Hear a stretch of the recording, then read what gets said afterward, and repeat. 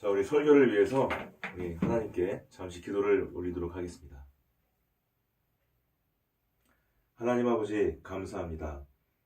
주일에 근무하시는 분들, 그리고 또한 생업 때문에 예배에 참석하실 수 없는 소상인 분들, 그리고 또한 몸이 불편해서 병원에 입원해 있거나 집에서 요양해야 되기 때문에 또는 움직일 수 없어서 교회에 참석하기 어려운 환자분들, 그리고 여러 가지 사정으로 교회에 올 수 없는 장애인분들, 이렇게 이제까지 교회가 돌보지 않았던 주여 주님의 그 영들을 위하여 우리 가나안 성도교회를 세우시고 여기까지 인도하고 계시며 끝없이 소명감으로 주님께서 불어넣어 주시고 또한 아버지 비전을 주시고 용기를 주심을 감사를 드립니다. 아버지 하나님, 이 예배가 아버지 하나님이시여 주님께 예배를 드리기로 간구했던 또한 그 주님을 만나기를 갈급했던 그 사람들에게 예배를 지켜줄 수 있는 그러한 예배가 될 수 있도록 주여 축복하여 주시옵시고 이 예배에 함께 참여하는 모든 분들에게 주께서 소망을 허락하여 주시옵시며 주님과 만나는 놀라운 경험을 허락하여 주시옵소서. 지금 시작하는 시간이 오니 마치는 시간까지 함께하여 주옵기를 간절히 바라오며 이 모든 말씀을 죽기까지 우리를 사랑해 주신 우리 주 예수 그리스도의 이름으로 기도드렸사옵나이다. 아멘. 아멘. 자, 오늘 본문 말씀 지난번에 이어서 베드로전서 1장 9절로 12절 말씀입니다. 베드로전서 1장 9절로 12절 말씀. 자, 말씀을 봉독하도록 하겠습니다. 제가 가진 성경책으로는 구약성서 377쪽입니다. 9절부터 봉독하겠습니다. 믿음의 결국 곧 영혼의 구원을 받음이라. 이 구원에 대하여는 너희에게 임할 은혜를 예언하던 선지자들이 연구하고 부지런히 살펴서 자기 속에 계신 그리스도의 영이 그 받으실 고난과 후에 받으실 영광을 미리 증언하여 누구를 또는 어떠한 때를 지시하시는지 상고하니라. 이 섬긴 바가 자기를 위한 것이 아니요 너희를 위한 것임이 계시로 알게 되었으니 이것은 하늘로부터 보내신 성령을 힘입어 복음을 전하는 자들로 이제 너희에게 알린 것이요 천사들도 살펴보기를 원하는 것이니라. 아멘.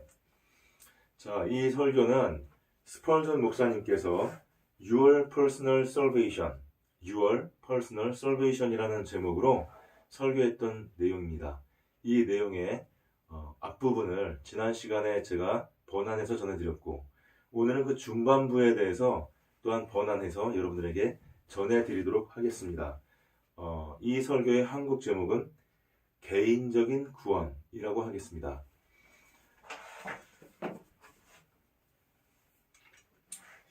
자, 지난 시간에 우리들은 이 구원에 대해서 연구하고 있는 예언자들에 대한 얘기들을 했었습니다.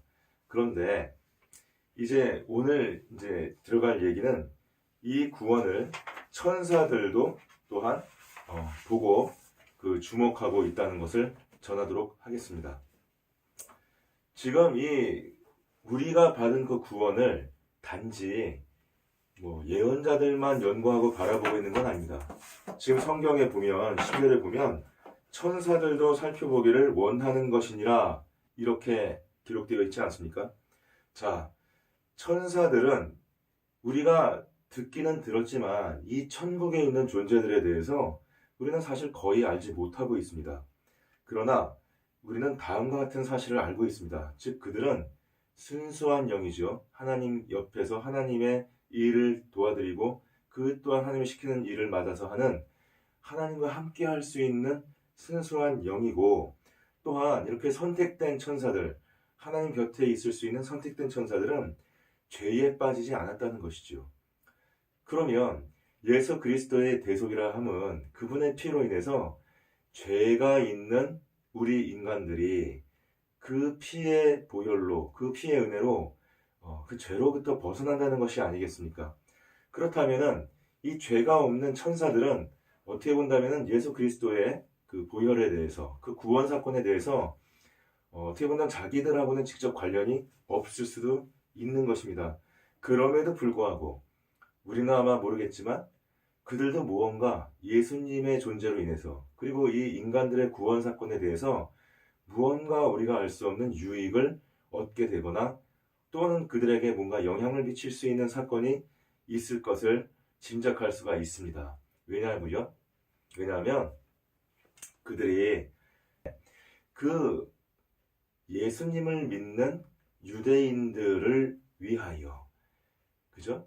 그들을 위하여 구원이 준비되었고, 이제 그들이 구원받은 것을 가지고 천사들도 이렇게 관심을 가지고 살펴보게 되었다. 지금 이렇게 써 있지 않습니까? 그 다음에 예수 그리스도의 이 초림 사건, 그렇죠? 그리고 이 부활 사건, 그분의 십자가 사건으로 인해서 우리는 말세가 시작됐다는 것을 알 수가 있습니다. 말세라는 것은 초림에서부터 재림까지거든요. 자, 그러면 초림이 시작되었기 때문에 이제 예수님께서 재림하실 그때가 올 것입니다. 자, 그렇게 된다면 우리가 요한계시록을 통해서 알 수 있듯이 이제 예수님께서 하늘에도 있고 하늘 아래에도 있고 땅 위에도 있고 이 땅 아래에도 있는 그런 예수님의 권세, 예수님만이 가지는 그 권세를 가지고 이제 이 땅에 여러 가지의 어떤 그 심판을 내리시면서 이제 재림을 하시게 되지 않습니까? 그분의 영광이 사방에 빛나고 하늘에 있는 그분의 보좌가 이제 땅으로 이렇게 그분의 재림에 따라서 내려오게 되는 그 역사가 일어날 때에 아마도 천사들은 바로 그 예수님의 재림 사건 때 무언가 역할을 할 거라고 저는 생각이 됩니다. 왜냐하면 거기에 그 요한계시를 보면 천사라는 말들이 이렇게 나오기 때문입니다. 그러므로 천사들도 어떻게 본다면 자기들은 죄가 없지만 그럼에도 불구하고 예수님의 피로 자기들이 죄를 대속하는 건 아니지만 그 구원 사건에 대해서 관심을 가지고 이렇게 보는 것이다 라고 짐작해 볼 수 있지 않겠습니까? 자, 그들은 지금 어떤 경위를 바라보고 있습니다. 그들은 우리의 이 구원 사건에서 관심이 있기 때문입니다. 그래서 그들은 죄가 많았던 인간들이 그 하나님이신 예수 그리스도의 피로 말미암아 속죄가 되는 그 경이로운 사건을 찬찬히 들여다보고 있는 것입니다. 여러분, 이것은 얼마나 아름다운 광경입니까? 어떻게 본다면 천사들은 하늘에 있는 존재들이고 그 하늘에 있는 많은 일들을 갖다가 알고 있는 존재들입니다. 그리고 이 천사들, 하늘에 있는 존재들의 입장에서 봤을 때 땅에 있는 인간들에 대한 일이라는 것은 그게 뭐 그렇게 관심이 있겠습니까, 사실은. 근데 그럼에도 불구하고 천사들이 지금 땅을 내려다보고 있는 것이에요. 원래 어떻게 본다면 오히려 인간들이 도대체 하늘이 어떻게 생겼을까? 도대체 하늘이 어떻게 하나님께서 계시고 거기에 어떻게 예수님께서 계시고 거기에 어떻게 우리 요한계시록에 나와 있는 것처럼 흰옷 입은 사람들이 있고 장로들이 어떻게 있고 어떻게 그렇게 계신 것일까? 라고 우리가 궁금한 것이죠, 사실은. 땅에 있는 자들이 궁금해하고 땅에 있는 자들이 그 하늘을 보기를 원하고 관심 있는 것은 당연합니다. 하지만 그 하늘의 존재인 천사가 더구나 죄가 없는 천사가 예수님의 그 구속 사건에 대해서 관심을 가지고 오히려 그 땅을 찬찬히 쳐다보고 있다는 것, 그것은 참 경이롭고 아름다운 일이 아닐 수 없지 않겠습니까? 자, 그래서 에베소서 3장 10절에 보면 바울 선생은 우리들에게 이렇게 얘기를 했습니다. 교회로 말미암아 하늘에서 정사와 권세들에게 하나님의 각종 지혜를 알게 하려 하신 것이다. 자, 사람들이 천사들에게 교훈이 된다는 거예요. 원래는 천사들의 그 행동과 천사들의 그 어떤 마음이 사람들에게 교훈이 되야 되는 것이 맞죠. 그리고 그 스랍들의 책이 우리들에게 교훈이 되는 게 맞는데 오히려 이상하게 사람들이 그들에게 교훈을 주고 있다는 것이에요. 참 이상하지 않습니까? 아마도 천사들은 이런 것들이 이해가 가지 않았을 것이고 그리고 이런 부분들에 대해서 아마 질문을 했을 것 같습니다. 하나님은 의로우신 분인데 어떻게 불의한 저 인간들을 의롭게 하실 수가 있을까? 그리고 처음에는 하나님께서 내가 그 선악과를 먹는 날에는 정령 죽으리라 이렇게 말씀을 하시는데 어떻게 그 사람들을 살게 하시고 또한 영생에 대한 소망까지도 그들이 가질 수 있도록 그렇게 하나님께서 허락하실 수가 있었을까? 어떻게 결코 죄를 깨끗게 하지 않으실 것이라고 말씀하신 분이 죄인들에게 은총을 베풀어 주실 수가 있었을까? 어떻게 예수님의 대속을 통해서 하나님의 엄격하신 그 공의로움이 또한 풍부한 그 은혜와 함께 있을 수가 있는 것일까?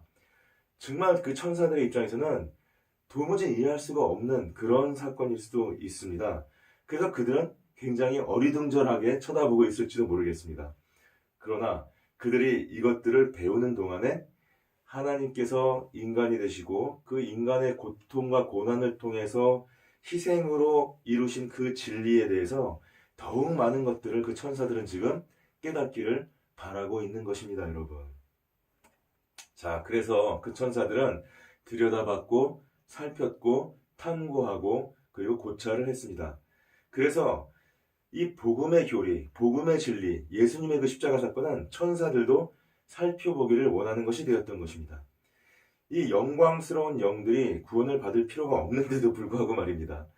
근데 그들이 그런 상황에서도 구원자를 열심히 바라본다면 하나님의 아들이 그의 생명을 많은 사람들을 위해서 대속물로 주신 그 십자가 사건에 대해서 그 십자가 사건으로 은혜를 받고 구원을 받은 그 인간들은 오히려 얼마나 천사들보다도 더 그 사건에 대해서 관심을 가져야 되지 않겠습니까? 그 흠없는 천사들이 우리들의 그 인간의 죄를 씻은 그 더러운 죄를 씻은 하나님의 고귀한 피에 대해서 깜짝 놀랐다면 지금도 더러움으로 뒤덮여져 있는 우리들이 잠시 동안 그래도 멈추어 서서 그 깨끗하게 해주시는 주님을, 우리에게 은혜를 주신 그 주님을 생각하고 바라보아야 하지 않겠습니까? 만약에 우리가 이렇게 길거리를 지나가다가 천사가 무엇인가를 열심히 보고 있는 것을 갖다가 보았다고 생각해 보겠습니다. 천사를 보는 것조차도 참 대단한 일이죠. 근데 그 천사가 정신을 잃고 열심히 보고 있는 것입니다. 그렇다면은 우리는 그 천사가 보고 있는 것이 과연 무엇일까 하고 궁금해서 열심히 또한 그 천사가 보는 방향을 보고 있지 않겠습니까? 우리가 길거리를 가다가 말이죠. 어떤 사람이 이렇게 한 곳을 쳐다보고 있으면 한 사람만 쳐다보고 있으면 그냥 지나가는 사람이 많다 그래요. 근데 또 어떤 사람이 지나가다가 뭘 보고 있는 거지? 이러면서 두 사람이 쳐다보기 시작하면은 그때부터는 많은 사람들이 가다가 그 쳐다보는 방향을 함께 바라본다고 합니다. 심지어는 그 바라보고 있는 곳에 아무것도 없어도 말입니다. 근데 그 천사들이 바로 우리 인간들의 구원을 해주신 그 주님 예수 그리스도의 고귀한 피, 그리고 그 피로 인해서 깨끗해진 우리의 더러웠던 피, 우리의 더러웠던 죄, 그것들을 그렇게 보고 있다면, 그 많은 관심을 갖고 보고 있다면 우리가 그 천사들이 보고 있는 그것들에 대해서 우리도 관심을 가지고 봐야 되지 않겠습니까? 그리고 그 천사가 보고 있는 것이 그게 바로 우리들의 사건이라는 것, 우리에게 직접 관련된 우리의 죽고 사는 문제라는 걸 안다면 우리가 어떻게 그 천사들의 바라보고 있는 것들을 보지 않을 수가 있겠습니까? 자, 그래서 저는 이제 우리가 이 시간, 우리와 함께 지금 말씀을 나누고 있는 우리 이 여러분들이 천사들이 관심을 가지고 바라봤던 그 사건을, 바로 여러분들에게 관련이 되는 그 사건을 여러분들도 관심을 가지고 보기를 원하는 것입니다. 그것을 살펴보고 탐구하고 고찰하기를 원하는 것입니다.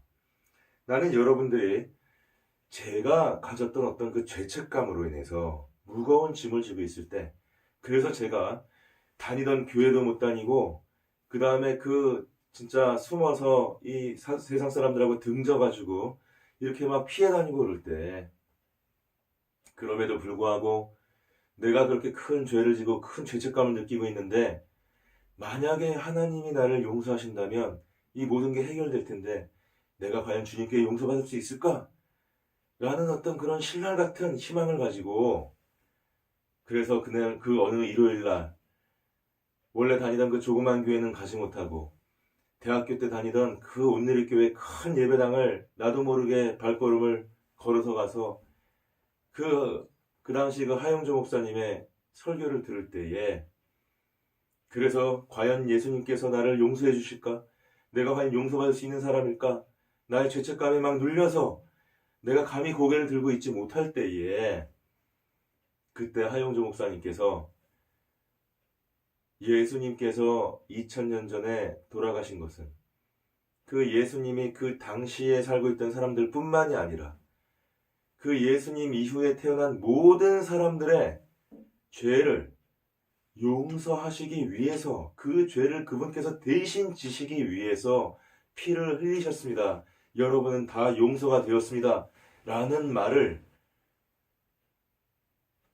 제가 들었을 때에 주님께서 주신 그 은혜가 얼마나 감사하고 감격스러운지 그 순간 제가 이 눈물을 참지 못하고 복받치는 울음을 참지 못해서 손을 이렇게 막고 목에다 힘을 주고 깍깍거리면서 그럼에도 불구하고 참을 수 없어서 눈물이 철철 나는, 그리고 이제 그 예배가 끝나고 이 다음 예배 사이에 간격이 있을 때 그 다음 예배 시작하기까지 한 시간여를 통곡을 하듯이 울면서 주여 나의 죄책감을, 나의 죄를 주님께서 이렇게 맡아주시고 저를 그래서 용서해 주심을 너무나 감사를 드리고, 주님께서 나를 용서해 주셨고 주님께서 나를 구원해 주셨으니까 이제 나는 살았다, 정말 이제 살았구나 라는 그런 감격을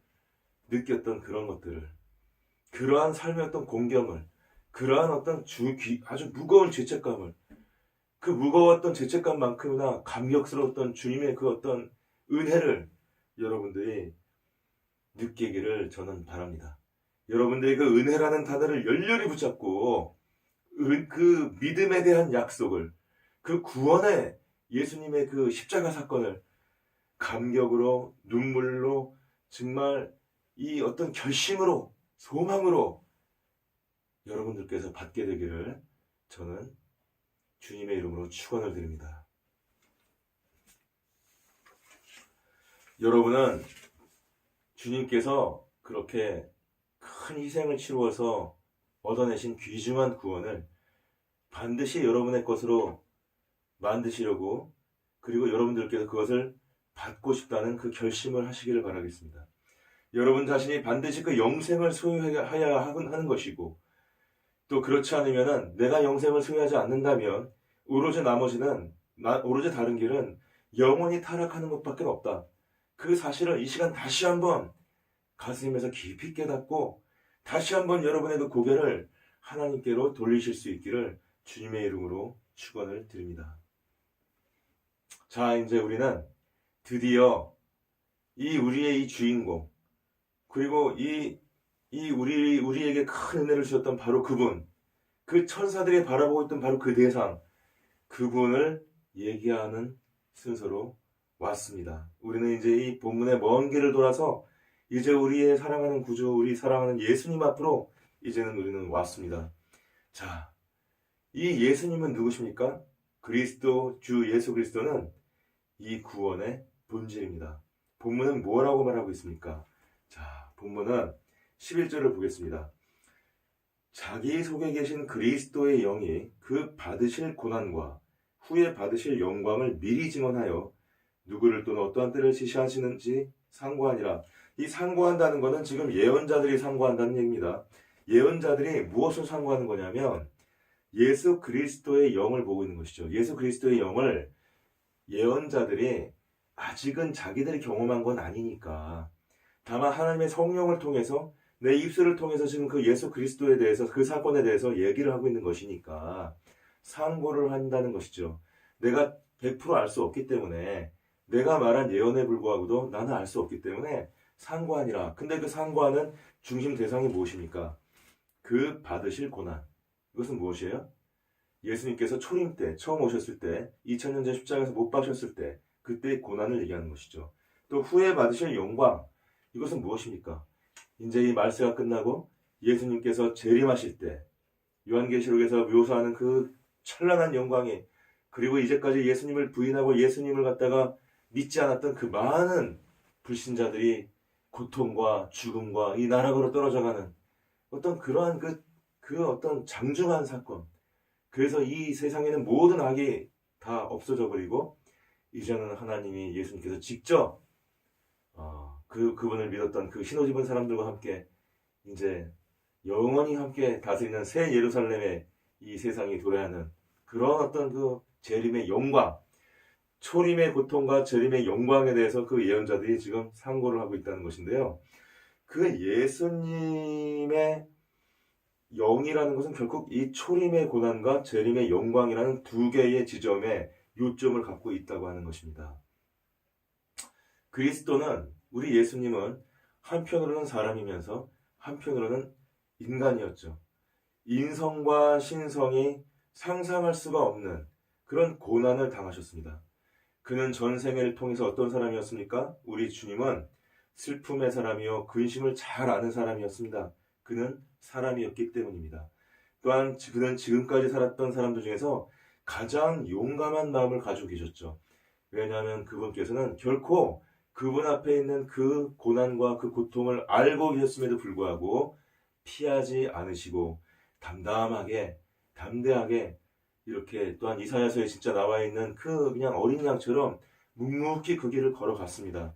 그리고 또한 그분은 이제까지 호흡을 하고 지냈던 모든 사람들 중에서 가장 온유하고 가장 경건한 정신을 가지고 있었고, 그럼에도 불구하고 그분의 그 용기와 그분의 그 온유함과 그분의 그 경건한 정신은 그분의 그 사역을 감당하는 동안 그 고난과 고통에 짓눌렸던 것입니다. 저는 이 예수님의 고난을 생각할 때에 때때로 모세가 얘기했던 것에 대해서 이렇게 생각을 절절하게 느낄 때가 있었습니다. 그는 민수기 11장 11절, 12절, 14절에서 다음과 같이 기도를 했었습니다. 자, 모세가 여호와께 여짜오되 어찌하여 주께서 종을 괴롭게 하시나이까? 어찌하여 내게 주의 목전에서 은혜를 입게 아니하시고 이 모든 백성을 내게 맡기사 내가 그 짐을 지게 하시나이까? 이 모든 백성에게 줄 고기가 내게 어디서 있으며 그들이 나를 향하서 울며 이르되 우리에게 고기를 줘 먹게 하라 하는데 내 책임이 심히 중하여 나 혼자서는 이 모든 백성을 감당할 수 없나이다. 여러분, 우리는 이 기도를 하는 이 장면을 통해서 민수기 11장이면요, 이제 이스라엘 백성이 시내산 앞에서 1년 정도 있으면서 하나님의 어떤 율법과 계명을 배우고 받은 다음에 또 제사하는 방법을 배우고 받고 율례와 규례를 배우고 받은 다음에 이제는 그 가나안을 향해서 출발하는 그 즈음에서의 어떤 그런 사건입니다. 근데 이 시내산이 어디 있었습니까? 시나이 반도라고 이렇게 역삼각형처럼 생겨있는 그 시나이 반도의 맨 꼭지점에 있는데요. 이 시나이 반도는 남쪽은 완전히 돌밭이고 북쪽은 그냥 사막입니다. 그게 광야라고 하는 것이죠, 광야. 광야에 먹을 게 어디 있습니까? 근데 지금 모세는 뭐예요? 백성들이 장정만 60만, 200만의 그 사람들이 끼니가 되면은 고기를 달라, 물을 달라, 먹을 거를 달라, 지금 이러고 있는 것이에요. 그러니 모세가 그 백성들을 이 광야에서 끌고 나와서 이제 또 이제 광야를 향해서 나가야 되는 입장입니다. 지금부터는. 그러니 그래도 이 시내산은 오아시스 지역이에요. 오아시스 지역. 물이 있습니다. 그쪽은. 사람이 거주할 수가 있어요. 그 지역에서는. 근데 이제 광야로 떠나는 것이에요. 여러분, 막막한 모세의 어떤 심정이 느껴지지 않습니까? 이 이스라엘 백성은 툭하면 모세한테 대들었습니다. 그리고 여러분 여기 구약성경 보시면 알겠지만, 그리고 뭐 모세한테 반란을 일으키려고 하기도 하고, 그 다음에 뭐 실제로 반란 일으킨 사람이 있었지요. 예, 하나님께서 그저 징벌하셨지만, 그 다음에 뭐라 했습니까? 차라리 애굽에 있었던 적이 낫다. 우리 돌아가자. 막 이랬던 백성이에요. 예, 그 모세였던 그 심정, 막막함이 여러분 느껴지지 않습니까? 그런데 이 모세가 그 백성에 대한 하나님의 자기한테 맡긴 그 사명, 그것 때문에 그 어려움과 그 목숨을 거는 그 바로 앞에 가서 진짜 그 용기를 가지고 이 바로와 직접 대면하면서 싸우는, 그리고 또 바로의 군대 막 쳐들어올 때 그때에 우리들이 깨달아야 될 것은 무엇이죠?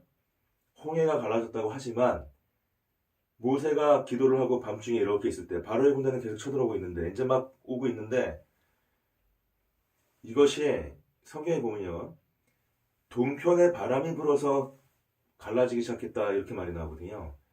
근데 지금 이 모세와 이 이스라엘 민족은 고센 땅에서 이렇게 시내의 반대로 가고 있었죠. 즉 서쪽에서 동쪽으로 가고 있었던 것이에요. 이 사람들은 서쪽에 있었습니다. 강의 서쪽에. 서쪽에서 이렇게 보면 이쪽은 아직 어떻게 되고 있었습니까? 물이 여전히 철렁철렁거리고 있었어요. 건너갈 수가 없었어요. 근데 그 건너편 동편에서부터 바람이 불어서 그 말은 동쪽부터 이렇게 강이 갈라지기 시작했다는 것입니다. 모세는 그걸 모르고 있었죠, 사실은. 예, 서편에 있었기 때문에 그 모세의 심정을 한번 헤아려 보십시오. 그 죽을 뻔한 그 절대절명의 순간에 드디어 바닷길이 열리고 그 이스라엘 백성이 이제 그걸 건너가고 애굽 백성이 들어오다가 또 그 물에 휩쓸려서 다 죽어버리고 그 필리스타인의 길이라는 짧은 그 지름길을 통해서 이렇게 가면은 3개월도 안 걸릴 길을 이 바람 그 구름 기둥과 불 기둥을 이렇게 의지해서 오다 보니까 완전히 반대길로 지금 오는 거 반대길로요. 갈 곳은 저쪽인데 밑으로 내려갔어요, 밑으로. 예, 왜요? 이스라엘 백성은 구름 기둥과 불 기둥을 따라갈 수밖에 없었죠. 그 하나님이 인도하시는 것이니까. 어디까지 간 겁니까, 그게? 시내산까지 간 거예요. 그 꼭대기, 맨 마지막 꼭지점까지. 모세의 어떤 그런 막막한 심정. 근데, 이러한 마음들, 그리고 지금 이 모세가 말한 이 기도를 우리가 또한 예수 그리스도의 그 사역과 한번 비교를 해보고 이것을 통해서 그분의 어떤 마음을 조금이라도 짐작해 볼 수 있지 않겠습니까? 광야에서 모세의 마음속에 있었던 그 12지파에 대한 고민, 200만에 이르는 그 국민, 그 백성들에 대한 고민, 하나님이 자기한테 맡긴 그 막중한 사명에 대한 그 고민, 그 염려, 그 앞에서 자기가 느끼는 그 엄청난 그 자가짐, 막막함, 감당할 수가 없습니다. 하나님께 막 매달리는, 여러분, 이러한 어떤 그 염려와 지금 예수님께서 온 인류를 구원하기 위해서 그리고 이 세상을 지금 지배하고 있는 그 어두운 정사와 권세에 대해서 정면으로 가서 여인의 후손이 그 뱀의 머리를 짓밟는 그 승리의 사건을 만들기 위해서 거대한 전쟁을 지금 감당하고 지금 나아가고 있는 그 모습.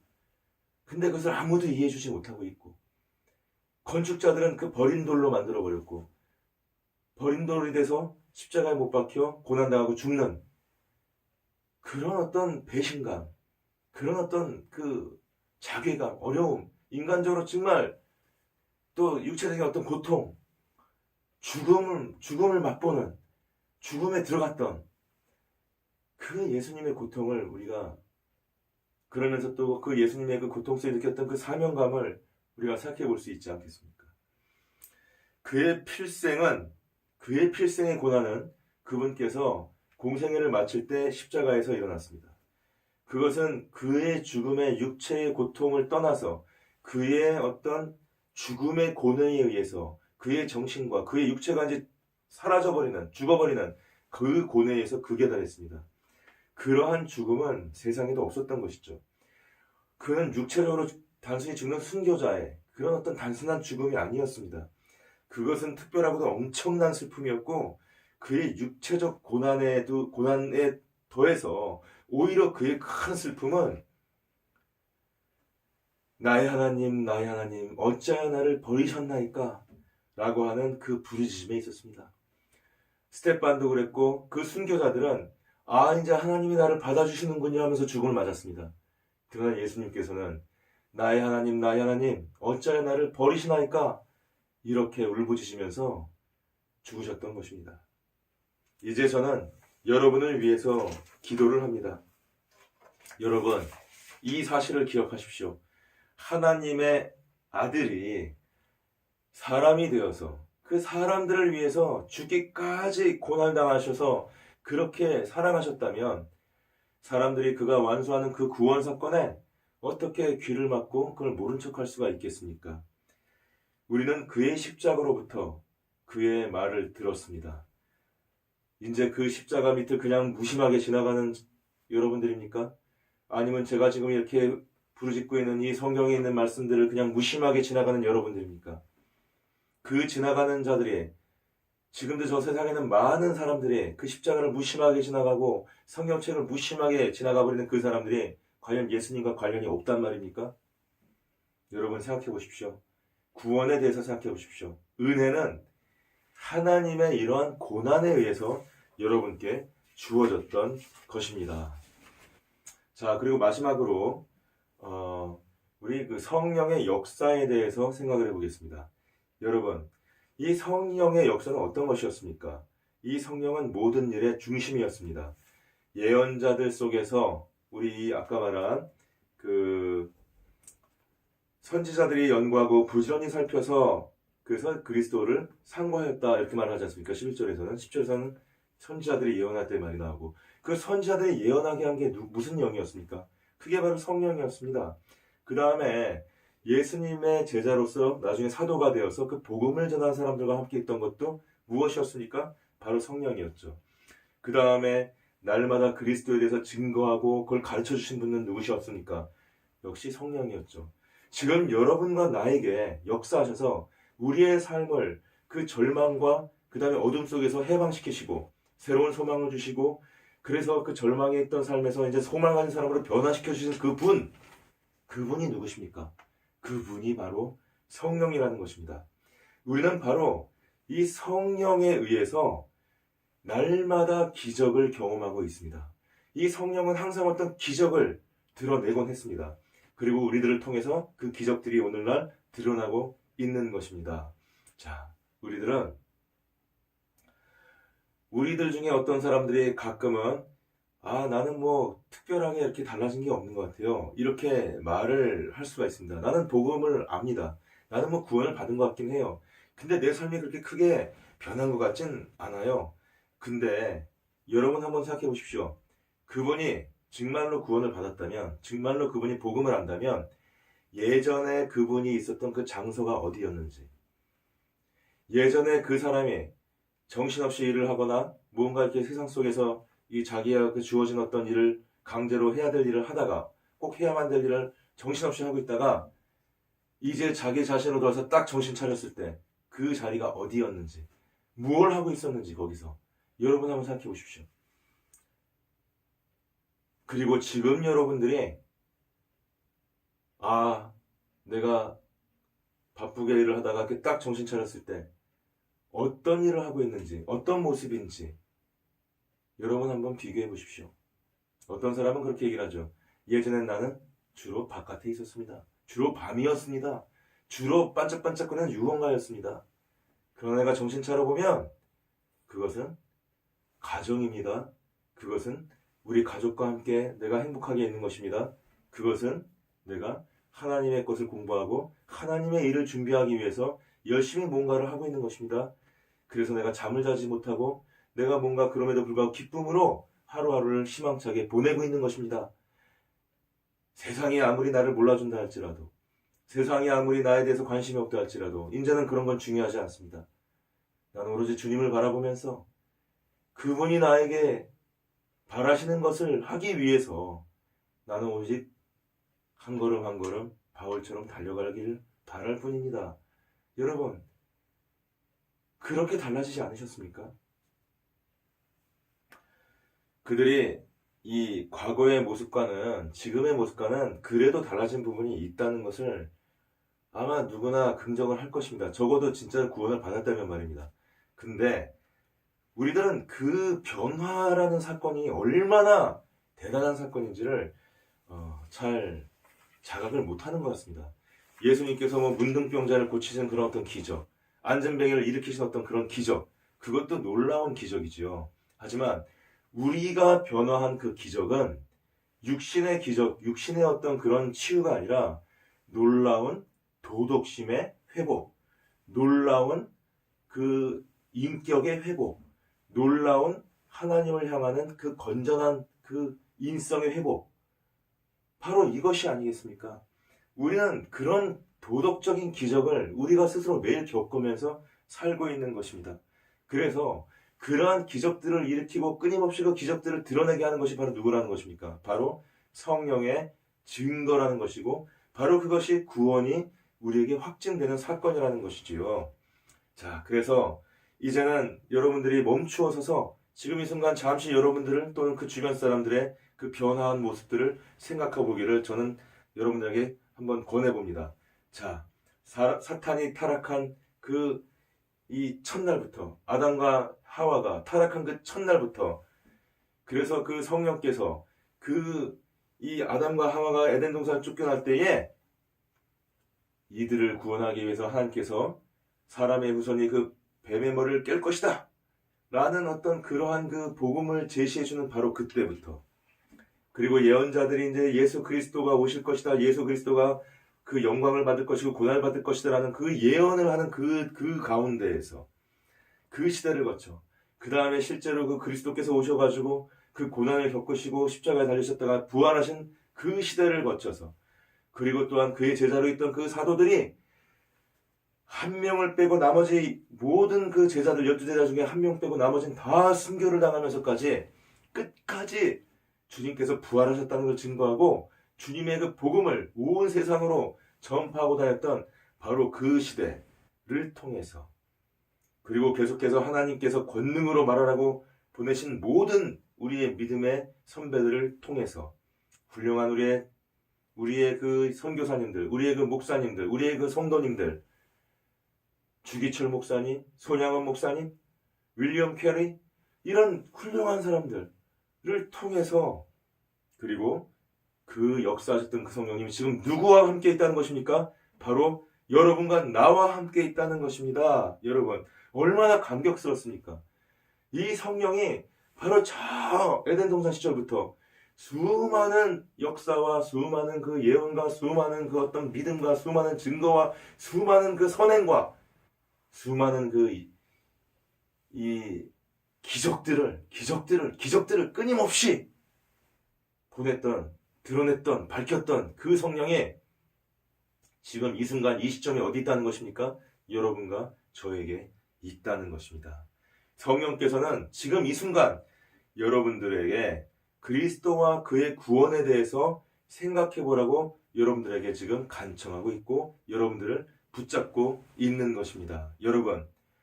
여러분들의 구원으로 돌아와서 영원히 살게 하기 위해서, 여러분들이 죄에 대하여, 의에 대하여, 심판에 대하여 그 성령께서 설득하시는 그것을 깨닫고 성령께 순종하게 하기 위하여 그 성령께서 여러분과 지금 함께 있는 것입니다. 여러분, 그 위대한 구원을, 또 그것을 가르쳐준 그 성령을 더 이상 무시하지 않으실 것을 주님의 이름으로 축원드립니다. 아멘. 오늘 여기까지 스펄전 설계 중반부를 번안해서 전하고, 이제 나머지 부분은 다음에 또 이어서 마무리를 하도록 하겠습니다. 여러분 감사합니다.